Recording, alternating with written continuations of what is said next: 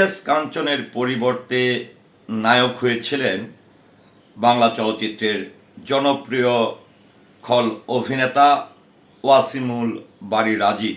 অর্থাৎ রাজীব সাহেব ইলিয়াস কাঞ্চনের পরিবর্তে তিনি নায়ক হয়েছিলেন। তো রাজীব সাহেবকে মৃত্যুর আগ পর্যন্ত আমরা দেখেছি বেশিরভাগ ছবিতেই তিনি খল অভিনেতা চরিত্রেই অভিনয় করেছেন। অন্যদিকে বাংলা চলচ্চিত্রের জনপ্রিয় একজন চিত্রনায়কের নাম বলতে গেলেই ইলিয়াস কাঞ্চনের নামটা চলে আসে।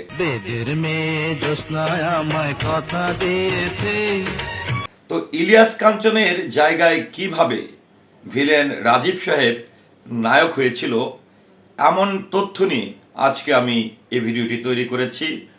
আশা করি আপনারা যারা চলচ্চিত্র প্রেমী আছেন তাদের খুবই ভালো লাগবে। এটি কিন্তু আমার কোনো বক্তব্য কিংবা আমার কোনো তথ্য নয়। এটি সঠিক একটি তথ্য, আর সেই তথ্যটি দিয়েছেন বাংলা চলচ্চিত্রের আরেকজন জনপ্রিয় অভিনেতা, পরিচালক, প্রযোজক জনাব কাজী হায়াৎ সাহেব। তো ইলিয়াস কাঞ্চনকে বাদ দিয়ে কিভাবে রাজীব সাহেব নায়ক হয়েছিলেন সেই তথ্যটি আপনাদের সামনে তুলে ধরব। এর আগে বলে নিচ্ছি 2004 সালে পৃথিবীর মায়া ত্যাগ করে চলে গেছেন বাংলা চলচ্চিত্রের শক্তিমান অভিনেতা ওয়াসিমুল বারী রাজীব সাহেব। মৃত্যুর আগে এভাবেই হাসপাতালের বিছানায় ছটপট করছিলেন বাংলা চলচ্চিত্রের এই জনপ্রিয় অভিনেতা। তো কথা বাড়াতে চাই না, আপনাদেরকে তুলে ধরছি কিভাবে ইলিয়াস কাঞ্চনের মতন একজন শক্তিমান চিত্রনায়ককে বাদ দিয়ে সেদিন রাজীব সাহেব নায়ক হয়েছিল।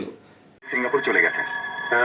তাহলে তোমাদের বিয়ের ব্যাপারে কার সাথে কথা বলছো? তুমি আবিরের সঙ্গে কথা বলছো। দ্য ডেইলি স্টার বাংলায় একটি সংবাদ প্রকাশ হয়েছিল, যে সংবাদটি প্রকাশিত হয়েছিল 14 নভেম্বর 2022 সালে। সেখানেই কাজী হায়াৎ সাহেব এই গোপন তথ্যটি প্রকাশ করেছিল। আমি দ্য ডেইলি স্টার বাংলাতে যে সংবাদটি প্রকাশ হয়েছিল রাজীব সাহেব এবং ইলিয়াস কাঞ্চন সাহেবকে নিয়ে, সেটি আপনাদের সামনে প্রকাশ করছি। শক্তিশালী অভিনেতা ছিলেন রাজীব। শব্দের স্পষ্ট উচ্চারণ আর বলিষ্ঠ কণ্ঠস্বর অন্যদের থেকে তাকে আলাদা করেছিল। নায়ক হিসাবে অভিষেক হলেও ভিলেন হিসাবে খ্যাতি পেয়েছিলেন তিনি। কাজী হায়াৎ পরিচালিত ডাঙ্গা সিনেমায় খলনায়কে অভিনয় করে ব্যাপক প্রশংসিত হয়েছিলেন রাজীব। এই সিনেমায় আমি মাইন্ড করলাম সংলাপ ছড়িয়ে পড়ে দর্শকদের মধ্যে। 4 বার জাতীয় পুরস্কার প্রাপ্ত অভিনেতা ওয়াসিমুল বারী রাজীব বেঁচে নেই অনেকগুলো বছর। 2004 সালের 14 নভেম্বর ক্যান্সারে আক্রান্ত হয়ে মারা যান এই গুণী অভিনেতা। ঢাকাই চলচ্চিত্রের দর্শকদের স্মৃতিতে আজও অম্লান এই অভিনেতা। রাজীব সম্পর্কে পরিচালক কাজী হায়াৎ দ্য ডেইলি স্টারকে বলেছিলেন, অভিনেতা ও রাজনীতিবিদ হিসাবে রাজীব অনন্য ছিলেন। আমার পরিচালিত খোকন সোনা সিনেমায় প্রথম নায়ক হিসাবে অভিনয় করেছিলেন রাজীব। এর আগে রাখে আল্লাহ মারেকের সিনেমায় ছোট চরিত্রে অভিনয় করেছিলেন তিনি। খোকন সোনায় নায়ক হিসেবে প্রথমে ইলিয়াস কাঞ্চনের অভিনয় করার কথা ছিল বলে জানান কাজী হায়াৎ। বলেন, আমার সঙ্গে পরিচয়ের পর রাজীবের অনুরোধে তাকে নায়ক হিসাবে নিয়েছিলাম। অভিনেতা হিসেবে ছিলেন বেশ শক্তিশালী, মানুষ হিসেবে ছিলেন ভীষণ অমায়িক।